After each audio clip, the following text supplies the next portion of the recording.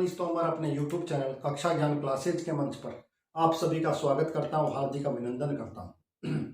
जैसा कि हम पिछले काफी दिनों से भारतीय संविधान को पढ़ रहे थे और इसमें हम केंद्र सरकार पढ़ रहे थे और केंद्र सरकार के अंदर ये लास्ट टॉपिक आता है सुप्रीम कोर्ट या सर्वोच्च न्यायालय। आज इस पर चर्चा करते हैं, देखते हैं एग्जाम की दृष्टि से क्या महत्वपूर्ण है, एग्जाम में क्या पूछा जा सकता है। बात करते हैं सर्वोच्च न्यायालय की। तो देखिए सर्वोच्च न्यायालय क्या है। सर्वोच्च न्यायालय सबसे ऊंचा न्यायालय, ऐसा न्यायालय जिसके बारे में कहा जाता है कि वो मूल अधिकारों का रक्षक है।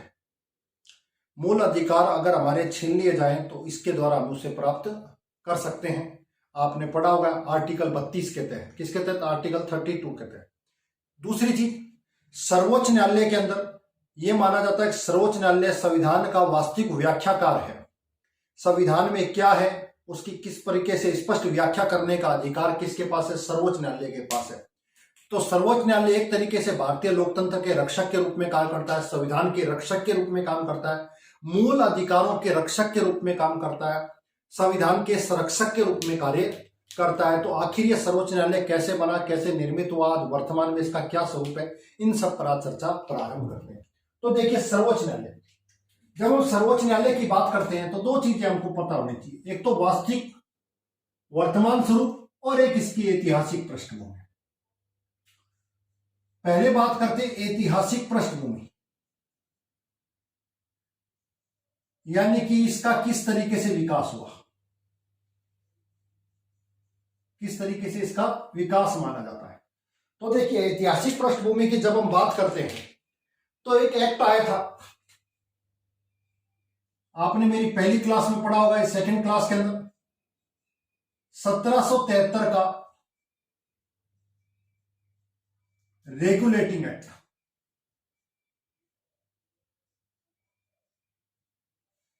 सत्रह से 73 के रेगुलेटिंग जो एक्ट था, उस एक्ट में पहली बार सर्वोच्च न्यायालय की व्यवस्था की गई।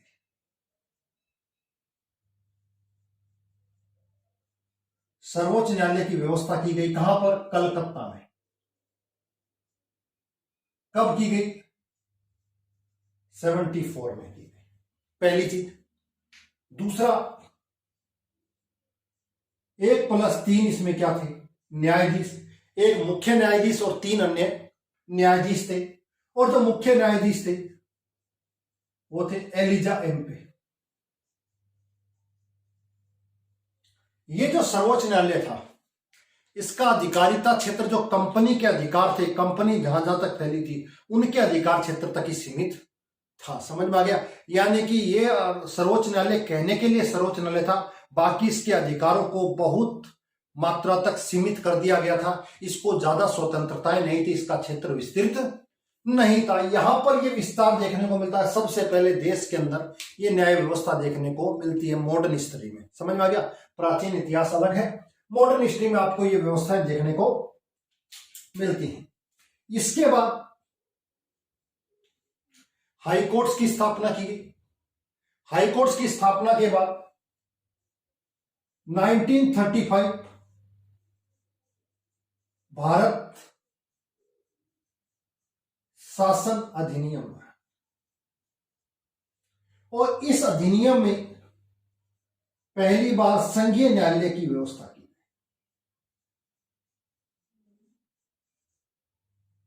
पहली बार संघीय न्यायालय यानी कि फेडरल कोर्ट होगा। कैसा होगा? फेडरल कोर्ट होगा। तो कहीं ना कहीं आपको फेडरल कोर्ट की व्यवस्था की गई। कहीं ना कहीं सर्वोच्च न्यायालय वाली वास्तविक फीलिंग आपको यहां पर दिखाई देगी। कहीं ना कहीं सभी को मिलाकर एक संघीय या फेडरल कोर्ट बनाया जाए। इस फेडरल कोर्ट का निर्माण किया गया और इसके अंदर कुल 1 और 6 इसमें क्या थे? न्यायाधीश थे।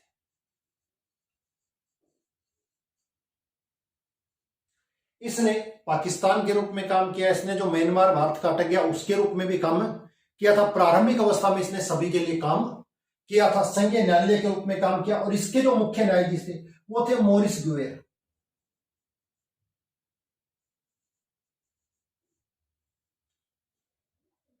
लेकिन यहां एक व्यवस्था और थी, संघीय न्यायालय के ऊपर भी अपील की जा सकती थी, यानी कि इसके द्वारा कोई फैसला दिया गया है उसके खिलाफ भी अपील की जा सकती थी। कहां पर? लंदन में। लंदन में अपील की जा सकती थी। प्रीवी काउंसिल थी, एक परिषद थी, उस परिषद के अंदर इसके खिलाफ अपील की जा सकती, इसके निर्णय के खिलाफ। इसका मतलब ये लास्ट और अंतिम नहीं था, इसके बाद भी अपील की जा सकती थी। तो ये ऐतिहासिक पृष्ठभूमि आपको थोड़ी सी पता होनी चाहिए एग्जाम की दृष्टि से। वर्तमान स्वरूप में हिस्टोरिकल एस्पेक्ट्स के बारे में पता होनी चाहिए। अगर पॉलिटिकल साइंस है तो यहां से प्रश्न नहीं आएगा, लेकिन हिस्टोरिकल अगर हिस्ट्री है तो कहीं ना कहीं यहां से प्रश्न आने की संभावना आपको दिखाई देगी। अब बात करते हैं किसको लेकर? सर्वोच्च न्यायालय को लेकर।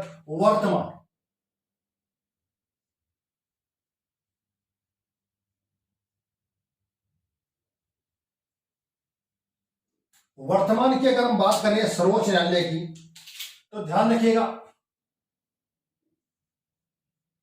संविधान का भाग 5 और अनुच्छेद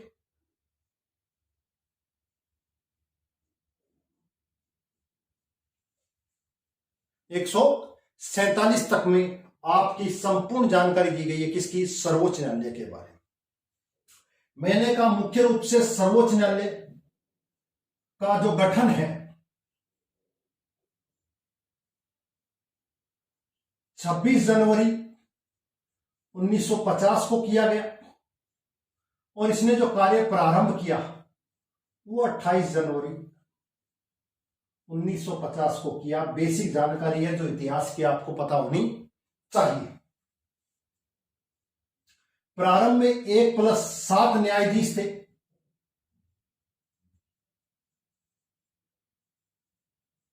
समय के साथ परिवर्तन कर दिया गया और 2019 में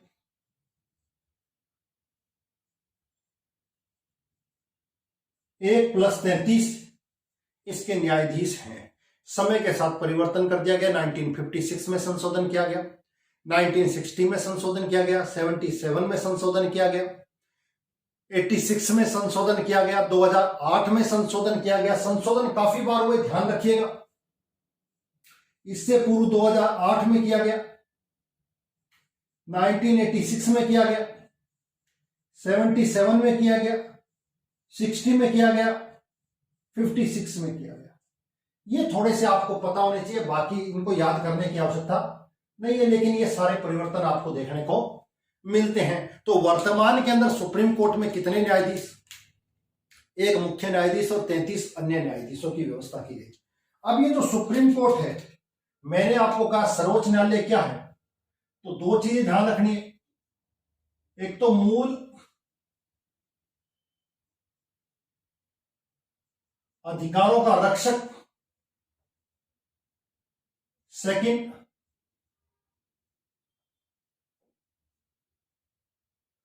संविधान का व्याख्याकार।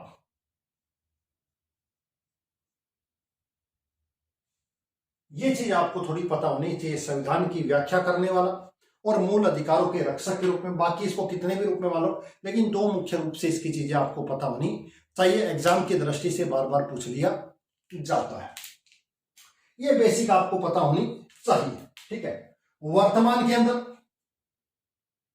वर्तमान मुख्य न्यायाधीश कौन है?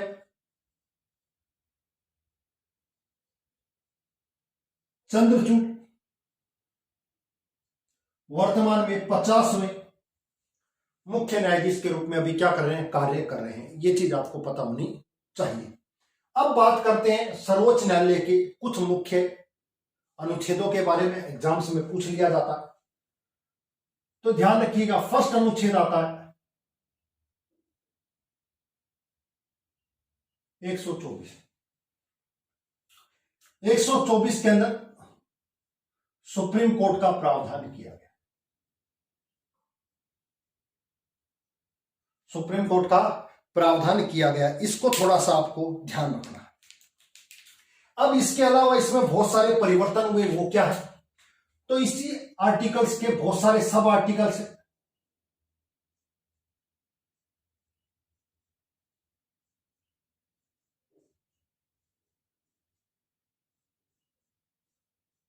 इन पर थोड़ी सी एग्जाम में चर्चा कर लेते हैं। एग्जाम्स में यहां से सब आर्टिकल से कुछ ना कुछ चीजें पूछी जाती है। 124 में इसकी गठन और संरचना की बात की गई। मैंने कहा गठन कब हुआ और संरचना प्रारंभ में कितनी थी, प्रारंभ में संरचना कितनी थी ये बताओ, प्रारंभ के अंदर ये चीज, तो दोनों चीजों के जवाब आपको वर्तमान में मिल गए। और वर्तमान में कितनी है, ये तीनों चीजें आपको पता होनी चाहिए। यानी गठन 26 जनवरी 1950 को हुआ, संरचना प्रारंभ में 1+7 न्यायाधीश थे और वर्तमान में 1+33 से 2019 के तहत, किसके तहत, 2019 में लास्ट इसमें संशोधन किया गया था। ठीक है, उसके बाद आता है यहां पर बात की गई है नियुक्ति को लेकर। नियुक्ति को लेकर कि नियुक्ति कौन करेगा। अब बताइए सर्वोच्च न्यायालय के न्यायाधीशों की नियुक्ति कौन करेगा। देखिए इसको थोड़ा सा विस्तृत समझना है। सर्वोच्च न्यायालय के न्यायाधीश या अन्य न्यायाधीश या सुप्रीम कोर्ट के न्यायाधीशों की नियुक्ति राष्ट्रपति करेगा।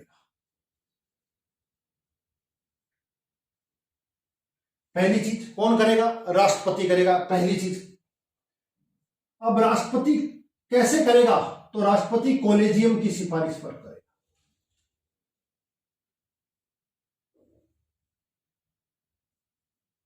कॉलेजियम की सिफारिश पर करेगा, पहली चीज। अब आप कहोगे कॉलेजियम क्या है, तो कॉलेजियम का मतलब ग्रुप ऑफ, एक तरीके से मान लो ग्रुप ऑफ जजेस का ही, जजों का एक ग्रुप है जिसे कॉलेजियम कहा जाता है। उस जज के कॉलेजियम की सिफारिश के आधार पर ही राष्ट्रपति क्या करेगा, न्यायाधीशों की नियुक्ति करेगा। बाध्यकारी है, ध्यान रखिएगा। ठीक है, अब क्या होता था उसको समझ लीजिए। ये कॉलेजियम की व्यवस्था 1993 में लाई गई। किसमें लाई गई, 1993 में कॉलेजियम की व्यवस्था लाई गई कि कॉलेजियम के माध्यम से क्या की जाएगी, न्यायाधीशों की नियुक्ति की जाएगी। और न्यायाधीश कितने होंगे, 1+3, यानी कि एक मुख्य न्यायाधीश और 1+2, एक मुख्य न्यायाधीश और 2 अन्य न्यायाधीशों के माध्यम से क्या की जाएगी, कॉलेजियम बनेगा। 3 न्यायाधीशों का एक कॉलेजियम बनेगा जो नामों की सिफारिश करेगा और राष्ट्रपति उसको बाध्यकारी है। राष्ट्रपति एक बार उसे भेज सकता है, लेकिन दोबारा से अगर भेजा जाएगा तो राष्ट्रपति को उसकी मांगों को स्वीकार करना पड़ेगा। यह व्यवस्था की है। 1998 में इसमें फिर परिवर्तन किया गया और इसकी संख्या 1+4 कर दी गई, यानी कि एक मुख्य न्यायाधीश और 4 अन्य न्यायाधीशों से मिलकर एक कॉलेजियम बनेगा और उस कॉलेजियम की सिफारिश के आधार पर ही न्यायाधीशों की क्या होगी, नियुक्ति की जाएगी। कॉलेजियम की व्यवस्था को समझ ले 1993 के बाद आई थी। ऐसी व्यवस्था उससे पहले नहीं थी। उससे पहले एक व्यवस्था थी, सीनियर मोस्ट जजेस न्यायाधीश बना करते थे, लेकिन 1973 और 1977 के अंदर वरीयता का उल्लंघन कर दिया गया, सीनियरिटी का उल्लंघन कर दिया गया। तत्कालीन उस समय के प्रधानमंत्री इंदिरा गांधी के समय यह परिवर्तन हुआ और अजीत नाथ रे पहले मुख्य न्यायाधीश बने जो वरीयता का उल्लंघन करके मुख्य न्यायाधीश बने। उसके अलावा MS बेग को इसी आधार पर उल्लंघन करके बनाया गया। उसके बाद इस व्यवस्था में लगातार कहीं ना कहीं परिवर्तन की मांग की गई और लास्ट में एक व्यवस्था लाई गई 1993 के अंदर, जिसे सेकंड जजेस केस के नाम से जाना जाता है, जिसके माध्यम से न्यायाधीशों की नियुक्ति के लिए एक पैनल होगा। पैनल ना कहकर उसे कॉलेजियम नाम दिया गया, जिसके अंदर केवल और केवल न्यायाधीश होंगे, एक मुख्य न्यायाधीश और 2 सीनियर न्यायाधीश। उसमें परिवर्तन किया गया और बाद में किया गया। उसके बाद 2015 में एक परिवर्तन और हुआ। वो परिवर्तन क्या था, राष्ट्रीय न्यायिक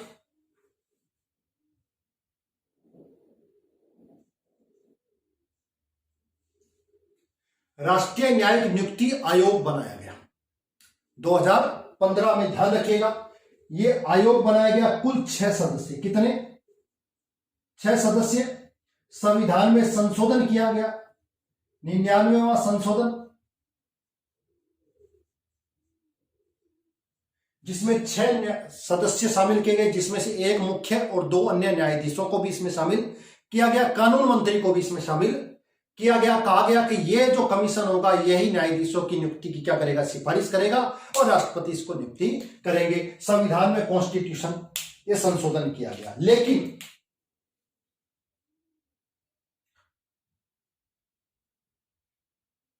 बाद में मुख्य न्यायाधीश जे.एस. खेर की अध्यक्षता में संवैधानिक पीठ बैठी और उस संवैधानिक पीठ ने ये जो 99वां संविधान संशोधन है इसको रद्द कर दिया, यानी कि असंवैधानिक बता दिया। ध्यान रखिएगा, असंवैधानिक बता दिया गया और इसके बाद ये व्यवस्था क्या कर दी गई, समाप्त कर दी गई। वर्तमान जो व्यवस्था है, वर्तमान में वही कॉलेजियम है और उसमें वही 1+4 न्यायाधीश हैं। इसी आधार पर क्या की जाती है, न्यायाधीशों की नियुक्ति की जाती है। तो यह चीज आपके दिमाग में रहनी चाहिए। 124(1) में गठन की बात कही गई। गठन कब हुआ, 20 को। संरचना वर्तमान में 1+7 थे, वर्तमान में कितने हैं, 33+1 है। नियुक्ति राष्ट्रपति के द्वारा की जाएगी, ठीक है। कॉलेजियम की सिफारिश पर की जाएगी। कॉलेजियम क्या है, ग्रुप ऑफ जजेस का ग्रुप है। 1993 में व्यवस्था प्रारंभ की गई जिसमें 1+2 न्यायाधीश थे। 1998 में चेंज किया गया, सेकेंड जजेस केस था, थर्ड जजेस केस था और यह 2015 का फोर्थ जजेस केस के नाम से जिसको जाना जाता है। 99वां संविधान संशोधन किया गया सरकार के द्वारा और एक कमीशन बनाया गया कि जिसके अंदर न्यायाधीशों की नियुक्ति की सिफारिश की जाएगी। लेकिन संवैधानिक पीठ बैठी जे.एस. खेर की अध्यक्षता में, जो वर्तमान में उस समय तत्कालीन समय में मुख्य न्यायाधीश थे, और उन्होंने इसको गैर संवैधानिक कर दिया और यह रद्द घोषित हो गया, समाप्त कर दिया गया। ठीक है, यह चीज आपके एग्जाम्स में बार बार पूछी जा सकती है, इसको ध्यान रखिएगा। तीसरे आता है योग्यता के बारे में। योग्यता, अब योग्यता क्या हो सकती है उसको थोड़ा ध्यान रखें। योग्यता में सिंपल सी चीज है, एक तो 5 वर्ष तक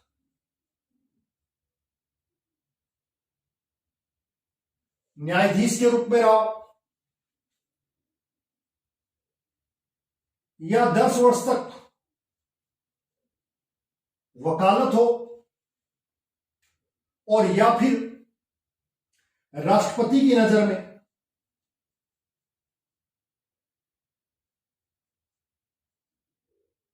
विधि का ज्ञाता हो या विधि विशेषज्ञ हो। इस आधार पर क्या की जा सकती है, योग्यता के आधार पर नियुक्ति की जा सकती है। किसकी, न्यायाधीशों की। यह व्यवस्था आपको पता होनी चाहिए। फोर्थ के अंदर हटाने का कारण, न्यायाधीशों को अगर हटाया जाता है तो हटाने का कारण कदाचार हो सकता है, अपने पद का दुरुपयोग हो सकता है, असमर्थता हो सकती है। इस आधार पर हटाया जा सकता है, ध्यान रखिएगा। इस आधार पर क्या किया जा सकता है, हटाया जा सकता है। हटाने के लिए वही, अगर लोकसभा में लाए हो तो 100, राज्यसभा में लाए हो तो 50 सदस्यों की स्वीकृति आवश्यक है। उसके अलावा लोकसभा का स्पीकर या फिर राज्यसभा का सभापति अगर इसकी अनुमति देता है, अनुमति देने के बाद 2/3 बहुमत से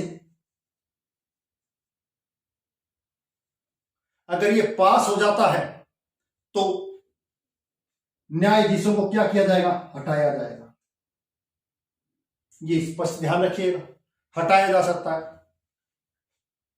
सुप्रीम कोर्ट के मुख्य न्यायाधीश दीपक मिश्रा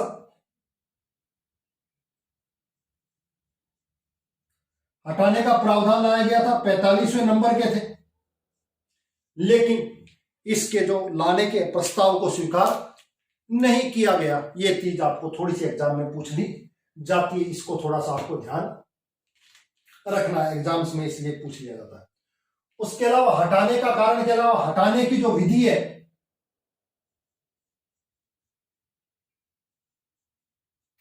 हटाने की जो प्रक्रिया है, जो विधि है, जो कानून है, उसको संसद के द्वारा परिवर्तन या विनियमित या उसमें संशोधन किया जा सकता है। संसद के पास ये अथॉरिटी है कि वो जो हटाने की प्रक्रिया उसको विनियमित कर सकती है। ये जानकारी यहां दी गई है। इसके अलावा शपथ की जानकारी दी गई है। किसकी शपथ? कौन दिलाएगा शपथ? तो राष्ट्र न्यायाधीशों को शपथ कौन दिलाता है? राष्ट्रपति के द्वारा शपथ दिलाई जाएगी। किस चीज की दिलाई जाएगी? आपको संविधान के रक्षक के रूप में दिलाई, अपने कर्तव्यों का पालन करने की, देश की संप्रभुता की रक्षा करने की, इन सब की शपथ ली जाएगी। किसके द्वारा? न्यायाधीशों के द्वारा। दिलाएगा कौन? राष्ट्रपति के द्वारा दिलाई जाएगी। अपना त्याग पत्र भी किसको सौंपेंगे? राष्ट्रपति को सौंपेंगे। ये कुछ जानकारी आपके एग्जाम्स में पूछ ली जाती है। एक चीज और इसमें ऐड कर सकते हो, करना चाहते हो,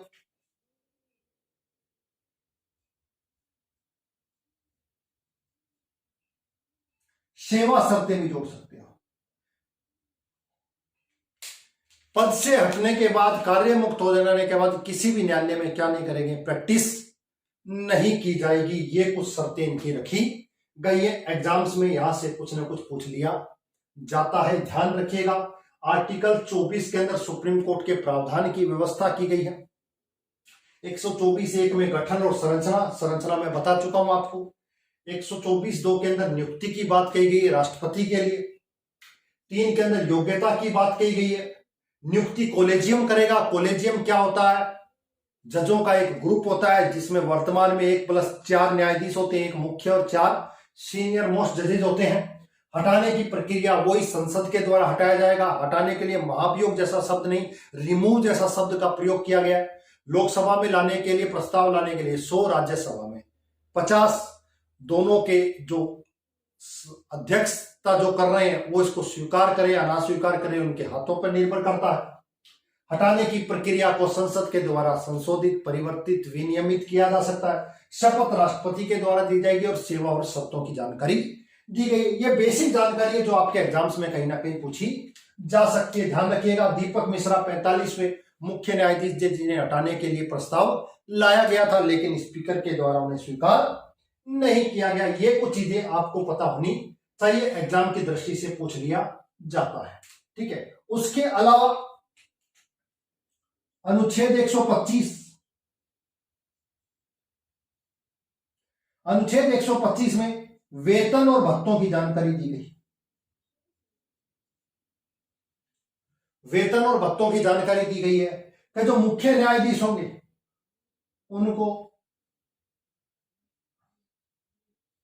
2,80,000 और जो अन्य होंगे उनको 2,50,000 वेतन के तौर पर दिए जाएंगे, जिसकी अनुसूची 2 के अंदर जानकारी दी गई है। संचित निधि से दिए जाएंगे। पद पर रहते हुए किसी प्रकार के लाभकारी परिवर्तन नहीं किए जाएंगे, पहली चीज ध्यान रखना। वित्तीय आपात लगता है तो संशोधन किया जा सकता है। ये चीज आपको पता होनी चाहिए, एग्जाम की दृष्टि से पूछ लिया जाता है।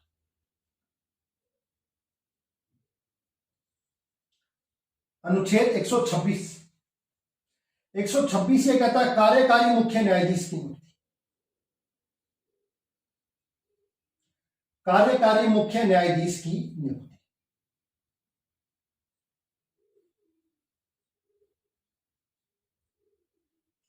जब न्यायाधीश अपने पद पर ना हो, किसी कारण से वो पद खाली हो जाए, तो कार्यकारी न्यायाधीश की नियुक्ति की जाएगी। और नियुक्ति करेगा कौन? मैं आपको बता चुका हूं, नियुक्ति राष्ट्रपति के द्वारा की जाएगी। इसको स्पष्ट ध्यान रखिएगा। आर्टिकल 127,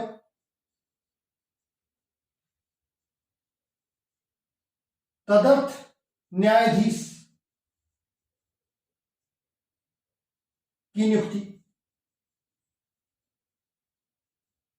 एडवोक न्यायाधीश, एडवोक जज की नियुक्ति की जाएगी। ये क्यों की जाएगी? किसी भी सत्र को प्रारंभ करने के लिए उसके जो कोरम है उस कोरम को पूरा करने के लिए अगर न्यायाधीश नहीं है तो न्यायाधीशों की नियुक्ति की जाएगी। राष्ट्रपति की अनुमति लेकर मुख्य न्यायाधीश के द्वारा इनकी नियुक्ति की जाएगी जब तक वो कोरम पूरा नहीं हो जाता। उस सत्र को प्रारंभ करने के लिए आवश्यक जो भी चीजें हैं, इनको वही सारे अधिकार, वही सारी शक्तियां मिलेगी जो कि जजों को मिला करती है। स्पष्ट ध्यान रखिएगा। यह व्यवस्था फ्रांस से ली गई, इसको थोड़ा सा ध्यान रखिएगा। यह व्यवस्था कहां से ली गई? फ्रांस से व्यवस्था ली गई। उसके अलावा आर्टिकल 128, इसमें सेवानिवृत्त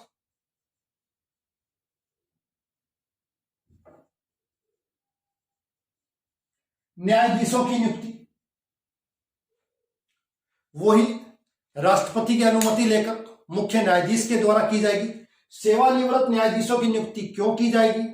जब कार्य का बर्डन ज्यादा हो जाए, न्यायाधीशों की संख्या कम हो, दबाव को कम करने के लिए सेवानिवृत्त न्यायाधीशों की नियुक्ति की जाती है। वही होंगे जो सुप्रीम कोर्ट में न्यायाधीश के रूप में काम कर चुके हैं, उनको वही अधिकार, वही विशेषाधिकार प्राप्त होंगे, लेकिन वो न्यायाधीश के रूप में काउंटेबल नहीं होंगे, यानी कि न्यायाधीश के रूप में उसको स्वीकार माना नहीं जाएगा।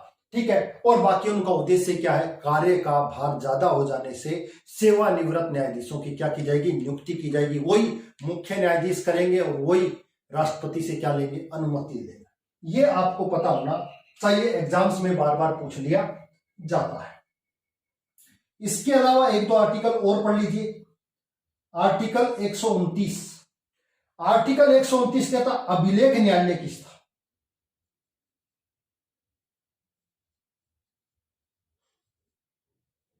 अभिलेख न्यायालय के रूप में होगा कौन? Supreme court. सुप्रीम कोर्ट में जो भी कार्य किए जाएंगे, जो भी निर्णय दिए जाएंगे, उनको साक्ष्य के रूप में सुरक्षित रखा जाएगा। अधीनस्थ न्यायालय उसके आधार पर क्या देंगे? निर्णय देंगे। साक्ष्य के रूप में उनका प्रयोग किया जा सकता है, ये ध्यान रखिएगा। इसलिए सर्वोच्च न्यायालय अपने आप में क्या है? एक अभिलेख न्यायालय होगा।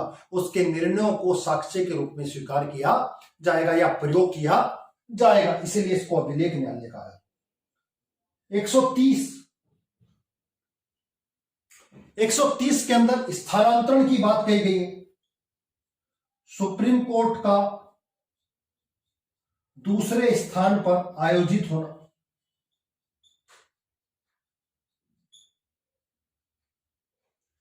सुप्रीम कोर्ट जो है उसको कुछ विशेष परिस्थितियों में उसको कहीं और आयोजित किया जा सकता है, कहीं और उसका स्थानांतरण किया जा सकता है। 2 बार इसका अब तक स्थानांतरण किया जा चुका है, एक बार हैदराबाद और एक बार श्रीनगर। 2 जगह पर इसका 2 बार स्थानांतरण किया जा सकता है विशेष परिस्थितियों में।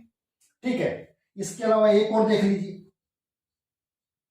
प्रारंभिक क्षेत्राधिकार।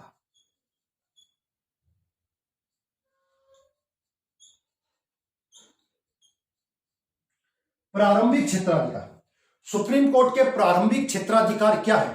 सुप्रीम कोर्ट की स्थापना का मूल उद्देश्य क्या था? हर एक राज्य का अपना उच्च न्यायालय है, फिर सुप्रीम कोर्ट की आवश्यकता क्यों पड़ी? प्रारंभिक क्षेत्राधिकार का मतलब समझ लीजिए, जब किसी संघ का किसी राज्य के साथ विवाद हो जाए, संघ का कई राज्यों के साथ कोई विवाद हो जाए, एक राज्य का दूसरे राज्यों के साथ क्या हो जाए? विवाद हो जाए, उस स्थिति में निर्णय कौन देगा?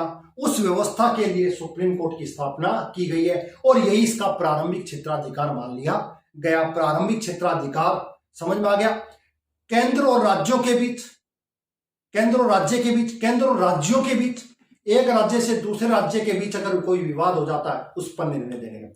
इसके अलावा प्रारंभिक क्षेत्राधिकार में जो राष्ट्रपति और उपराष्ट्रपति के चुनाव पर जो निर्णय होता है, उस निर्णय में कोई विवाद हो जाए, ठीक है, उस पर जो निर्णय दिया जाता है वो भी सर्वोच्च न्यायालय के द्वारा दिया जाता है और वो भी उसका प्रारंभिक क्षेत्राधिकार मान लिया जाएगा, वो इसका प्रारंभिक क्षेत्राधिकार माना जाता है। ये कुछ चीजें थी जो बेसिक जानकारी थी। आज की क्लास के लिए इतना काफी है। नेक्स्ट वीडियो में हम इसके बाकी बचे हुए अनुच्छेदों के बारे में चर्चा करेंगे। आज की क्लास के लिए आपको मैं फिर बता चुका हूं, सर्वोच्च न्यायालय की हमने बात करी थी। वर्तमान स्थिति क्या? आर्टिकल 124, 125, 26, 27, 28, 29, 30 और 31 के बारे में बात करी थी। 32 से अपीलीय अधिकार आपको देखने को मिलेंगे। संवैधानिक अधिकार, सिविल अधिकार, दीवानी अधिकार, न्यायिक पुनरावलोकन, पूर्ण न्याय, इन सब के बारे में बात करेंगे। सर्वोच्च न्यायालय से परामर्श, समझ में आ गई बात, कॉलेजियम की व्यवस्था और सारी व्यवस्थाएं हम आगे चर्चा, संवैधानिक पीठ का गठन, ये अगले आर्टिकल्स में हम इस पे चर्चा करेंगे। आज के लिए क्लास इतनी काफी है, इसको देखिएगा, पढ़िएगा। अगर ये कुछ मैटर आपके एग्जाम की दृष्टि से महत्वपूर्ण है और अगर आपको लगता है वास्तव में कंटेंट हमारे लिए जरूरी था, तो प्लीज इस चैनल को सब्सक्राइब करें, इस वीडियो को लाइक और शेयर करें। आज की क्लास के लिए आपको बहुत बहुत धन्यवाद। जय हिंद, जय भारत।